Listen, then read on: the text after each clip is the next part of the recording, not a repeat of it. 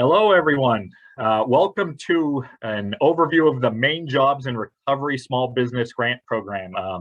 This is a grant program that was announced recently, and it's essentially going to be a pot of about $5 million that the state is looking to get out to businesses who may have missed the boat on other programs or are looking for specific reimbursements on some very specific categories. So going into those categories, what are some eligible requests for funding? So I like to branch this into three separate programs. So the first one is going to be some debt relief. That's going to be interest on your deferred loans. And those loans must specifically be deferred directly due to the COVID-19 pandemic. So at this point, there's the potential for this to be retroactive as long as it happened during the COVID-19 pandemic. So it's a good idea that if you believe that anytime during the pandemic, you had some deferment, moratoriums, or anything where interest was accruing on your loans and you had that deferral put in place due to COVID-19, you should really get in touch with your lender to get any kind of documentation to show the interest that accrued during that period. So the second is reimbursement. Now that's reimbursing some kind of incurred purchase or an asset. So I'm looking at things like your personal protective equipment. Maybe you put up some physical safety, plexiglass, barriers, anything of that nature. Some people did air quality or HVAC improvements, and then there were others who did outdoor seating, or maybe they put in a drive-through window, anything that allowed them to still stay open while maintaining social distancing requirements. The third major category is increased costs. Now, this is where a lot of businesses may be eligible for this funding as long as this applies to them. So this grant may be able to reimburse some increased costs in supply chain increases. So whether you're a restaurant and you were looking at higher meat costs, or maybe you were in construction and you were looking at some higher costs of building materials, there may be an opportunity to collect evidence showing those increases to receive reimbursement through this program. There's also reimbursement for COVID safety training, any kind of safety training that you had to do, whether it was for a restaurant or any kind of training you had to do to maintain social distancing norms. Then there was contactless or curbside changes that you made.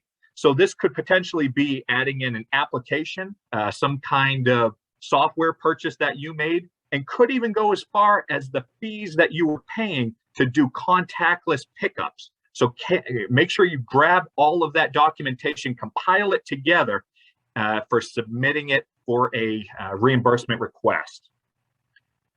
So keep in mind, you really cannot double up grants. So for example, if you used or if you received $10,000 from a program and you directly use that program to purchase HVAC systems, you really cannot request reimbursement under this program.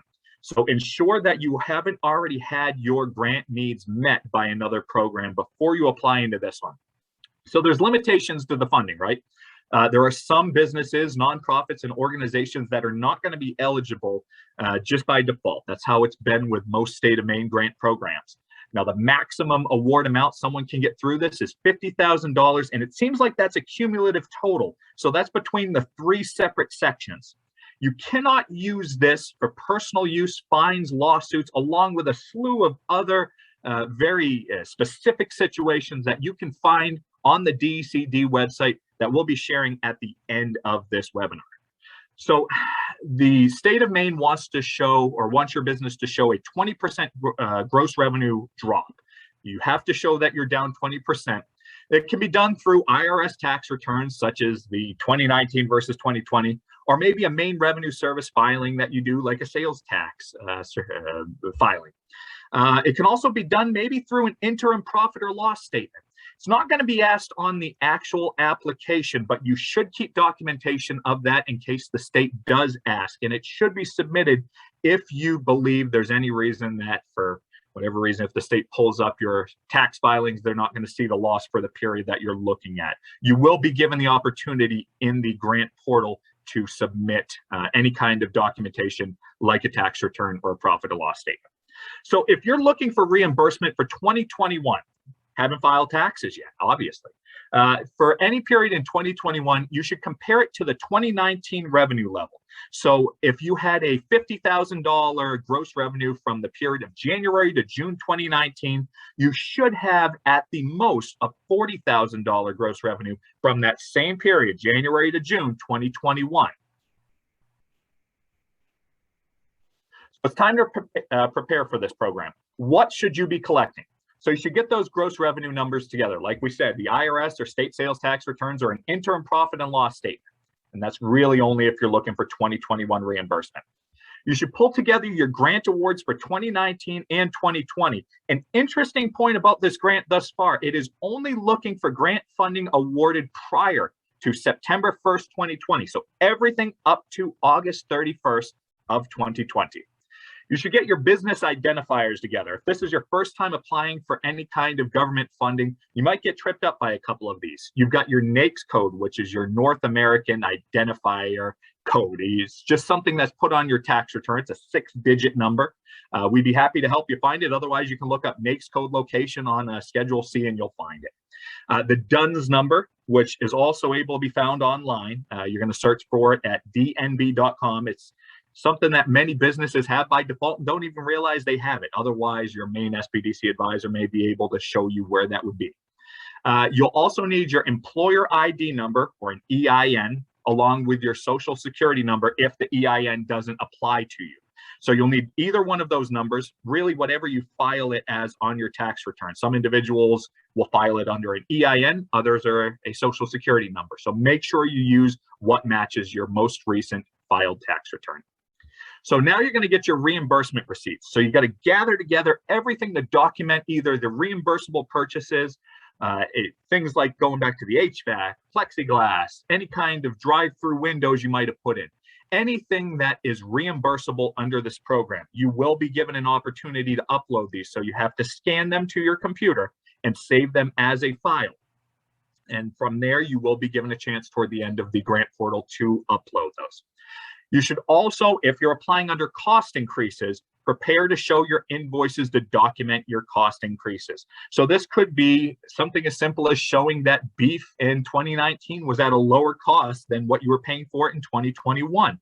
It really should show a similar product from 19 to 21 and the cost increase associated with those products. Something not on here is the debt relief as well. So if you're looking for the debt relief, it's a good time to talk to your lender if you had a deferral or a moratorium or anything where there was some kind of accrual of interest, especially if it was due to COVID-19. If you had to request some loan payments to be put on hold, ask your lender to give you the periods along with how much interest accrued, because you will be asked for that on this grant. The grant application itself takes about 15 minutes. You should be prepared to upload everything that's requested of you in the same session. Now, like most Maine economic recovery grants, it does save your progress, but the last thing we want to hear is that if you swapped between computers or if for whatever reason you deleted the cookies, what saves that grant application, the files, we don't want to hear that you've lost your progress. So plan for taking about 15 minutes of your day along with uploading some of these documentation requests, and you should be all set. How do you apply?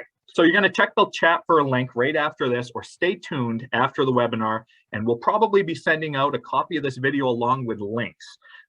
You'll go to the website and you'll see right here, there's a lot of click here's at this point because the Maine Economic Recovery Grant Program has grown over the past few years. So make sure you click the very top one circled in red. The Maine Jobs and Recovery Small Business Grant Application Portal is open. Click here.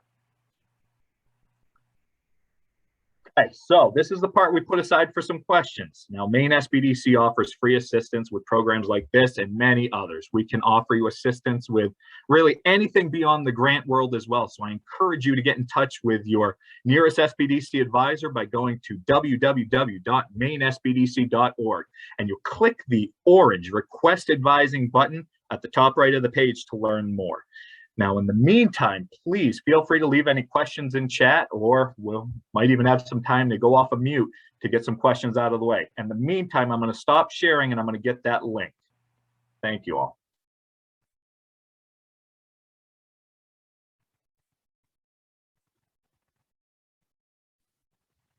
Yeah, if anybody has any questions, you can go ahead and stick those in the chat.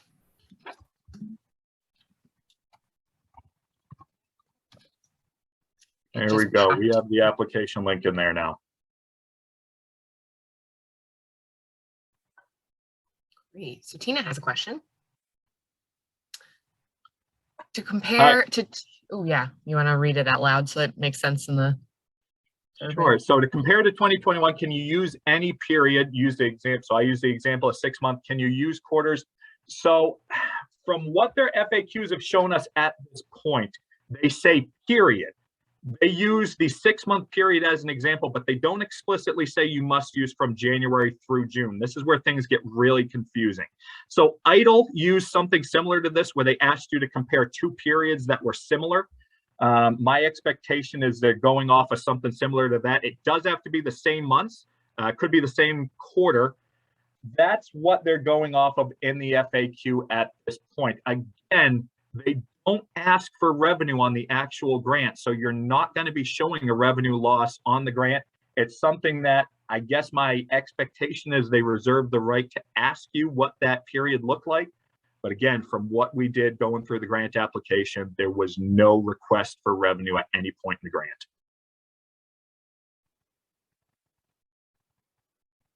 Right. Well, we will definitely be, there's another question. Do you know a time frame for the reviews? No, and the state of Maine has told us that they really are not on a tight deadline to get this money out. So it could potentially be longer than past Maine economic recovery grants, where it was anywhere from a month to 2 months. The most recent grant that the state of Maine did was the border relief program. That was about 2.5 months from the end of the grant deadline to checks getting in individuals' hands. So it could be anywhere from that month to 3 months at this point. And yeah, I'll be sending out an email this afternoon with a link to this recording and all of the other links that we've discussed. We'll also be putting out a longer blog and newsletter that will highlight a lot of this. But Tina also asked, what's the end of the grant deadline? Do we know? Thank you for asking. I should have thrown that one in there. So that is going to be right before midnight. So 11:59 p.m. Please don't wait till 11:59 p.m. This happened before, where the day of the deadline, the system went down. So it will be open until 11:59 p.m. on November 26th. So you'll have roughly 3 weeks at this point, 4 weeks to get that in. So I'd definitely suggest to get in sooner than later.